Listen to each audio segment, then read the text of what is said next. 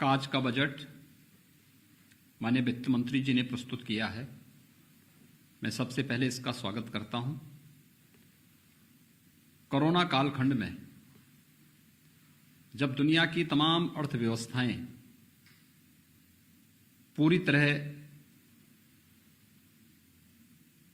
प्रभावित हुई हैं, उन स्थितियों में भारत के 135 करोड़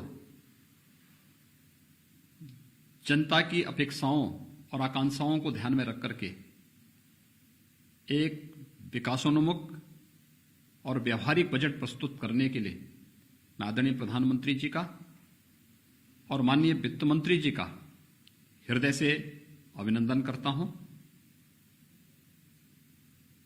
वास्तव में यह बजट सर्वसमावेशी, सर्व कल्याणकारी और समाज के प्रत्येक तबके के हितों को संवर्धन करने वाला बजट है। इस बजट में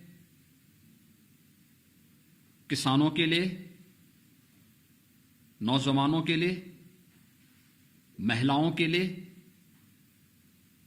गरीबों के लिए और समाज के प्रत्येक तबके के लिए जहां बहुत कुछ प्रावधान किया गया है, वहीं साथ ही साथ बजट देश के इंफ्रास्ट्रक्चर डेवलपमेंट के लिए भी, चाहे वह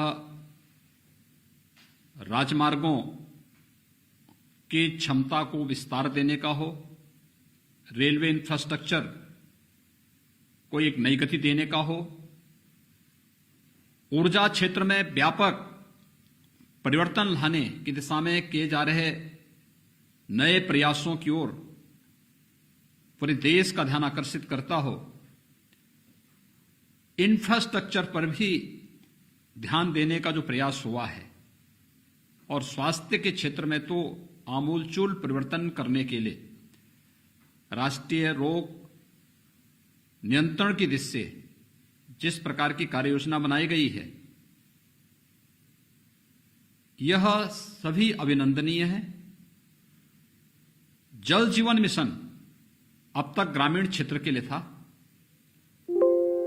शहरी क्षेत्र को भी इसके साथ शामिल करना और जल जीवन मिशन को शहरी क्षेत्र के साथ जोड़ने के साथ ही शहरी क्षेत्र में और भी तमाम प्रावधान जो किए जा रहे हैं, ये सभी स्वागत योग्य हैं। खासतौर पर जो शहरी स्वच्छ भारत मिशन है, इसका पार्ट 2 जारी होना। हम सब जानते हैं कि एग्रीकल्चर के बाद देश के अंदर सर्वाधिक रोजगार प्रदान करने वाला क्षेत्र टेक्सटाइल का है। देश के अंदर 7 मेगा टेक्सटाइल पार्क की घोषणा,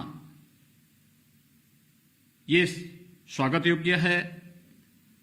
ऊर्जा क्षेत्र में हाइड्रोजन एनर्जी मिशन की घोषणा, ये ऊर्जा क्षेत्र में आमूलचूल परिवर्तन का कारण बनेगा। और यही नहीं, बल्कि अगर हम किसानों की बात करते हैं तो ये सर्वविदित है कि लागत का 1.5 गुना दाम प्रधानमंत्री मोदी जी ने देश के किसानों को दिया। 1000 अतिरिक्त मंडियों को ई नाम के साथ जोड़ने की जो कार्रवाई हुई है, कार्रवाई की घोषणा हुई है, ये वास्तव में किसानों को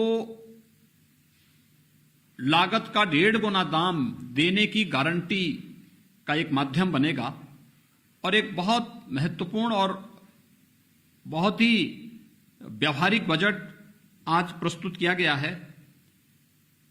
एमएसएमई सेक्टर, जो निवेश का ग्रोथ इंजन माना जाता है, इसके लिए विशेष प्रोत्साहन देना। और आज हमने पहली बार देखा है कि पेपरलेस बजट ही नहीं आया, बल्कि अब इस बजट में पेपरलेस बजट ने भारत के इतिहास का पहले पेपरलेस बजट ने डिजिटल जनगणना की भी घोषणा की है। यानी सारी चीजें अब डिजिटल फॉर्म में आ रही हैं। ये सुविधाजनक भी होगी और व्यवहारिक भी होती हुई दिखाई देंगी।